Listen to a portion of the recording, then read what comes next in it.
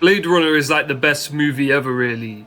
I haven't watched it recently, so really I could probably make a better video than this one. But I have seen it many times. Probably like 5 to 10 times. This isn't like a review or anything, just some random thoughts. Just ramblings, really. It's another rambling video. Many spoilers ahead, be warned. I think the main thing that I like about Blade Runner is that when you think about motives of villains in most films, usually it's on some pure evil, irredeemable shit that allows the audience to be like, yeah, that's the bad guy. And it allows them to rally behind the good guy and support him. The villains in Blade Runner though, literally all they want is to live. It's why they do such immoral shit, because they so desperately want not to die. It doesn't really show you it at first. The movie starts with that man being blasted and all that. But as it goes on, you start to realise, and when you rewatch the film, you can see it in all of their actions. Like when he blasts that guy at the start, it's because he's been found out, and he has to cover his back so he doesn't get terminated.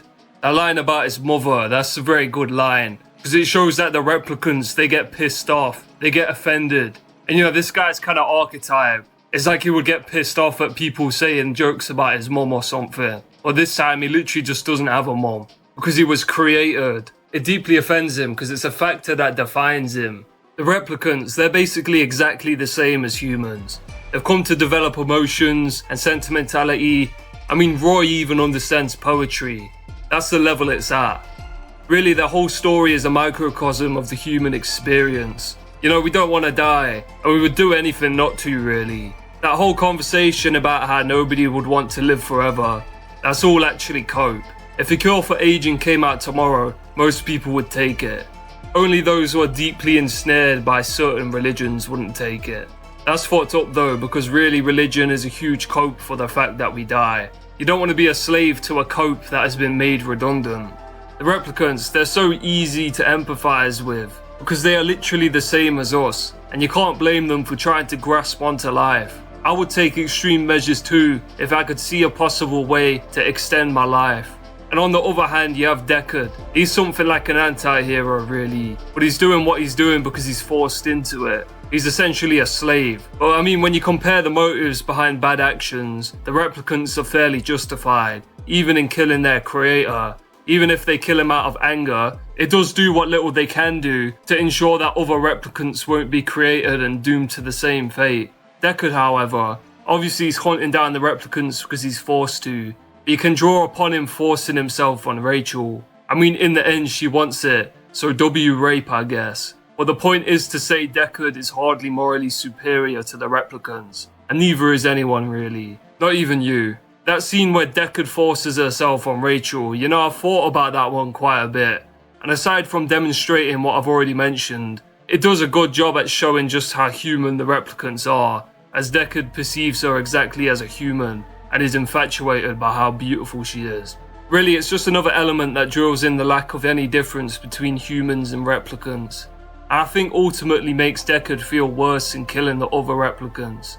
When Prim dies and is just like writhing around in torment, I struggle to believe anyone saw this scene and was comfortable throughout it. And Roy, he loses his shit in a really complex sort of way. When he's chasing down Deckard, there's such a blend of emotions running through him. Anger, sorrow, grief. Also this absurd humour though. This current of what does anything matter anymore. He's failed. All his friends are dead. He's chasing Deckard around out of torment. He's antagonising him, lashing out in bursts of overpowering rage and sorrow.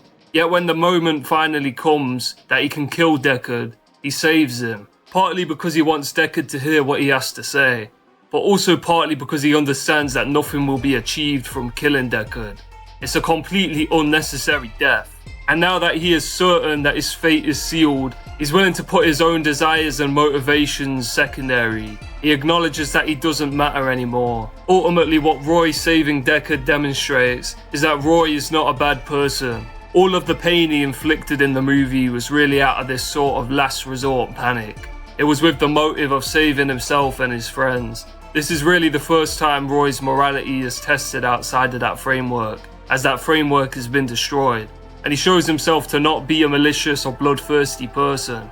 Even though it is Deckard who has single-handedly killed all of his friends, he still saves him, Because Roy is a complex person with strong principles. He was just driven by unfair circumstances that were plunged upon him. The same goes for the rest of the replicants too. They wouldn't have done any of this shit if it wasn't for the fact it was their only option other than accepting death. Catman doesn't accept death. He believes us to be on the precipice of curing aging, and you should believe that too. People have been led to believe all their life that they're gonna die. You just accept it, and until now it's been true. But now it has become brainwashing and propaganda that we perpetuate unknowingly. Once people begin to accept the idea that maybe they might not die, real work can be put towards achieving that end. It won't be a thing where the drug comes out and then people's mentalities change. It's got to be the other way round. We need to build up as much stock as possible behind that idea. Think about how sick it will actually be to be part of that pioneer generation too. Most people will not need to have kids anymore, and so their lives can be focused on progressing the human race further. Really, our evolution game will start to step up quickly. Everyone will know far more knowledge and have far more experience, and so everyone will be better at everything. You could have no worries about what things to invest your time into because it's no longer limited. You could learn like every trade you wanted to. It would be fucking awesome, man. Catman cannot wait to be immortal. But yeah, the whole shit about the struggle against death is what I find so profound about Blade Runner. But there are of course other qualities about the film I should probably mention. How about the world of Blade Runner? The world of Blade Runner is like one big shithole. All the well-off people have gone into space, leaving the Earth mostly a giant slum. The residents of the Earth in this movie are the most dysgenic specimens you've ever seen. And there's just psyops everywhere in plain sight, but likely people still buy into them like they aren't glaringly obvious. All of these factors are never really told to us straight up. They're entirely environmental. It just builds up this understanding of the fucked up dystopia that Earth has become. Also, everybody says this, but this movie also has one of the best soundtracks to it. The way that piano hits in that scene where Deckard tells Rachel that she's a replicant, it's just so effective, like dreams being crushed. You can feel the depths of her sadness. Or you know the one where that one replicant crashes through all the glass. Feel like the music there just makes the intention of the film so known. And that these replicants' deaths really are a tragic thing. I like all of the symbolism and shit like the unicorn and dove and all that. To be honest, I've said what I wanted to say really. Feel like I'm just trailing off, calling all these details good. The main thing is, these guys, they just want to live. And that motive is so effective and beautiful. And the replicants, they're so expressive and so human. I don't know if it's just me that finds the fact that they just want to live so effective, to be honest. It could just be me. This film is one of those pieces of art that I have such a huge respect for. I see it as one of humanity's crowning achievements when it comes to art. And even thinking about Blade Runner for a minute can leave me feeling overwhelmed by just how powerful it is to me. I'm very glad there are such profound and meaningful pieces of art out there like Blade Runner. You should watch it if you haven't. But enough rambling. That's about it for this video. Subscribe to the Catman Show. Leave a like. Leave a comment. Goodbye.